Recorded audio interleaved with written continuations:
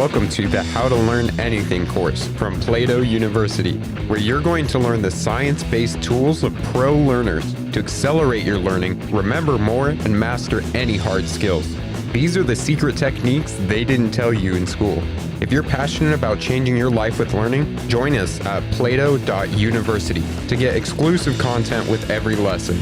I'm your learning guide, Brandon Stover, and let's get started. All right, welcome to technique number 7. This is going to be the first technique within a series of techniques that is going to allow you to remember things better, working on that engagement piece, practicing and remembering things. And this technique is called retrieval practice or testing. Now, retrieval practice is very similar to active recall, where we're trying to pull things from our memory that we previously learned and apply them in a new situation. However, the difference between active recall and retrieval practice is active recall is done usually immediately after you learn it. So maybe you're reading something and you look away and you try and actively recall what you just read. Retrieval practice is going to be when you're recalling something much later and usually done through testing. And that's the way we're going to explain it today. So retrieval practice or testing is the process of actively recalling or applying knowledge either for practice or a test. Retrieval practice can be considered an alternative learning method to other options such as rereading something, highlighting, note-taking, or going back over your notes. Now, testing usually gets a really bad rap, and it probably should given the way it's conducted in most schools today. Usually students only study what's necessary for taking an exam, and then forgetting it all almost immediately thereafter. Worse yet, exams are often multiple choice format, which requires only recognizing the correct answer rather than actually recalling that. And we'll cover that here in a second when we're talking about the science behind retrieval practice. Furthermore, in schooling, only a few subjects actually require the exam to have you do original or creative thinking on it. But the reality of testing is certain types of testing can be extremely powerful tools in your learning toolkit. So what's an example of the way you could use retrieval practice? Well, let's say that you're learning a musical instrument and you wish to improve by a certain amount. You could always hire a private tutor to test your knowledge of that musical instrument. But in reality, this will be much less rigorous than a form of testing that requires analysis, critical thinking, or even your own creation. What if instead you committed to testing your skills by learning a friend's favorite song for their birthday? Or better yet, what if you committed to composing an original piece for them? This example would be a powerful test of everything that you've learned, from key signatures to tempo, and it's bound to be more rewarding than some boring online quiz. Now, retrieval practice works so well because of something known as the testing effect in the science of learning. And by principle, this just states that the testing effect occurs when people learn more by being tested. Remarkably, people learn more by taking tests even when they don't get feedback on how well they did on the test. The mere act of test taking, such as trying to recall the material, improves learning. And such testing includes self-testing with flashcards or quizzes. The testing effect is most effective when the test is not too easy, saying students get about 90% or more correct, or too hard. And much of this springs from the concept of deep processing, where you're spending a lot of mental energy trying to recall something to your mind, which is solidifying those links in your long-term memory. Additionally, by practicing testing over different periods of time, you're going to engage in something called spaced repetition and deliberate practice, two concepts that we'll cover here in the next few lessons. In one study composed by psychologists studying the different ways a student could learn, students were divided into 4 groups, each given the same amount of time to learn something, but using different learning strategies. And these include reviewing the text a single time, reviewing it repeatedly, free recall or testing, and concept mapping. Students were asked to predict how well they think they would do on an upcoming test based on their learning strategy. Those who did repeated reviewing predicted that they scored the best, while those who practiced free recall predicted that they would do the worst in their final performance. However, what actually happened was quite the opposite. Testing yourself, trying to receive information without looking at the text, outperformed all other conditions. On questions based directly on the content of what they had previously studied, those who practiced free recall remembered almost 50% more than the other groups. Now, based on the science, you can see this is highly effective, but let's talk specifically to what it's going to help you in your learning and the results that you'll receive when you use it. The first thing is that it really allows you to check yourself. Often in life, we lie to ourselves more than anyone else. We tell ourselves that we can wake up early and go to the gym, knowing full well that it's probably not going to happen. And for the most part, these little white lies are not only normal, they are a valuable skill to have. Being able to lie to ourselves that everything is going to be okay, that things will happen for a reason, or some seemingly bad occurrence will turn out for the best is a huge part of emotional resilience. Psychologists call this cognitive reframing. It's one of the best techniques out there for being a happier, more grounded person.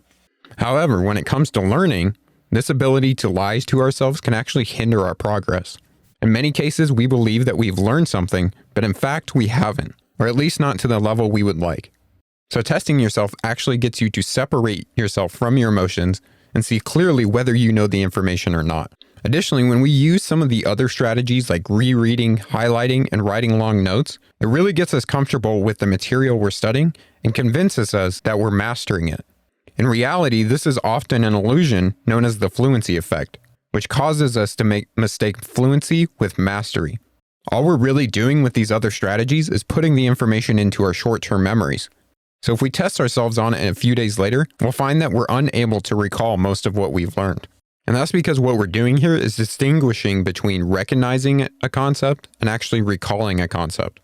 You know that feeling when something is on the tip of your tongue and you aren't able to recall it to someone, but then they give you the answer of what you're trying to remember? And you go, yes, that's the one. That's what I was trying to remember. Well, that's recognition. And recognition is quite different from recall. To actually know something, we have to be able to not just recognize it, see it from among a bunch of choices, or be told, this is what you were trying to think, but actually apply some higher level thinking towards it, which means recalling it from your long-term memory without seeing other choices that could cue you to what you're trying to remember. Now, how do we apply retrieval practice or testing at Plato University? Although at Plato University we have no final exams or formal tests, there are several opportunities for retrieval. Sometimes we have you participate in answering different questions or engaging in free recall through short little quizzes throughout the course. Of course, none of these are graded, it's just to help you practice recalling the material from your memory. We also have small activities throughout the course that are like mini challenges and examples to test your understanding and apply the skill that you're learning. So now let's talk about how you can start applying retrieval practice in your learning. First off, perform active recall while learning, such as we talked about in the last section when we were first learning material, of looking over the material, reading it, learning from a course, whatever you're doing, and then spending a brief moment by looking away and trying to actively recall what you just learned. And then repeating this throughout the day, trying to actively recall that material later. Then to take this one step further and start engaging in retrieval practice, we're going to want to test ourselves. So I'll give you strategies for both when there's tests available for you to take that are already pre-made and when there aren't tests available. Now, if you're taking a formal class that's going to have a final exam, or maybe you've created your own learning plan and you know some tests that you're going to use down the road, something that you can do to kick off this retrieval practice is actually take the final exam before you start learning anything. See, the standard way of viewing tests is that they work to evaluate the knowledge you have learned elsewhere. But the concept of retrieval flips this view on its head, suggesting the act of taking a test not only is a source of learning, but results in more learning than a similar amount of time spent in review. Now, an interesting observation from retrieval research, known as the forward testing effect, shows that retrieval not only helps enhance what you've learned previously, but can even help to prepare you to learn better. Regular testing of previously studied information can make it easier to learn new information. This means that retrieval works to enhance future learning even when there is nothing to yet retrieve because you haven't studied the information. So an example of this is, let's say that you're learning geometry. Before you actually start any learning session about geometry, get the final exam and try and answer all the questions before learning something. This is obviously going to be very hard, but what it's going to do is help you retrieve some of the foundational knowledge that you know about math and geometry from experiences that you've had before, and start to give you pathways and strategies for laying down that you can return to as you start to build new information on top of that. And with this forward testing effect, it implies that practicing retrieval might not only benefit from starting earlier than one is ready, but even before you have the possibility of answering these correctly. Now, once you start learning the material, you're going to want to test yourself again. And this is where the importance of practicing with old tests or tests that you can find online about the material becomes very valuable, especially if you're doing a formal class and you have to take a test on this material later. Because research shows that the best way to prepare for a test is by practicing with problems and questions that are similar to those on the upcoming test. And these don't need to be full-length tests. You could even find practice problems online of the various things that you're trying to learn. But remember, practice problems won't help you if you just look at the answers when you're working them out. You need to practice problems yourself, even if you think you already understand them. This working things out yourself is what takes you to the pro learning of level, practicing that active recall and putting that information into long-term memory. Now, you can often find formal tests of subjects that you're learning online. Like when it comes to licensing or professional exams, there are often old versions of the test available in either books or online resources. For school or online classes, a search for the name of the class or unit that you know will be covered and the word practice, quiz, or example, or questions can also unearth a lot of helpful materials. And websites like Course Hero can also help you find different resources for practice questions. Now, what happens when there aren't any formal tests for what you're learning, or it's some unique skill like starting a podcast that doesn't really lend itself to doing a formal test? Well, here are some strategies that you can use to create tests for yourself and engage in retrieval practice. The first thing you can do is create flashcards. These are amazingly simple yet effective way to learn pairing associations between questions and answers. But this can also be a major drawback of flashcards, as they work really well for a specific type of retrieval, when there's a pairing between a specific cue, such as a word, and a particular response, such as a definition. So if you're memorizing something like a foreign language and need to test yourself, flashcards work perfectly. Similarly, maps, anatomical diagrams, definitions, and equations can often be memorized via flashcards. The second tactic we'll discuss is the question book method. Now, most people that are learning, when they take notes, they are copying the main points as they encounter them in their learning material. However, another strategy for taking notes is to rephrase what you've recorded as questions to be answered later.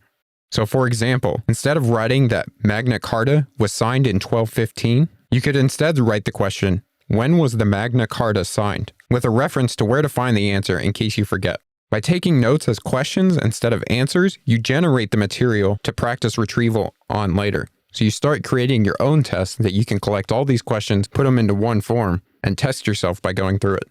Now, obviously, you could do this for really simple things that have simple answers, just like the example I just gave, when you're trying to say when the Magna Carta was signed. However, something that would be more valuable and harder to do when you're reading something or learning from a piece of material is to restate the big idea that came from that learning resource and state that as a question. Since this is often implicit, it requires some deeper thinking and not just adding a question mark to some notes you copied verbatim. The next tactic you could use is self-generated challenges. And this works really well if you're trying to practice a skill, not merely remembering information. So for example, for a programmer, it's not enough to know what an algorithm means, but be able to write it in code. In this case, as you go through your passive material, you can create challenges for yourself to solve later. You may encounter a new technique and then write a note to demonstrate that technique in an actual example. For instance, the coder actually applying the algorithm that he's learning by trying to code something using it. Creating a list of such challenges can serve as a prompt for mastering that information later in practice and expand your library of tools that you're actually able to apply. The final technique we'll talk about is closed book learning. Nearly any learning activity can become an opportunity for retrieval if you cut off the ability to search for hints from the material that you're learning from. By preventing yourself from consulting the source, the information becomes knowledge stored inside your head instead of inside of a reference manual. Now, if you can't come up with old practice questions or find old tests, come up with some questions yourself that you think are likely to appear on the test in the future. If you're taking a course with stated learning objectives, try writing those as exam questions. This can work especially well for psychology, history, and other largely non-quantitative courses. Now, for our activity today to practice retrieval and testing is going to be actually taking a small test on the previous 6 techniques that we've learned about during active learning. If you remember on the Plato University platform, you'll already find some pre-written questions for you to answer about the previous techniques. And if you aren't already a member, come join us. It's free to sign up, or you can create your own questions. Thinking about the previous 6 techniques, ask your questions that will help you to actively recall the information from your mind about what those 6 techniques are and maybe how you apply them. Thank you for taking the How to Learn Anything course. To get everything you need to become a pro learner, including advanced resources, personal coaching, and a community of passionate learners just like you, then visit plato.university/courses/learning and join us for free. Again, that's plato.university/courses/learning. This course was produced by Plato University, where students turn passions into purpose and learn skills to change the world. Learn more at plato.university.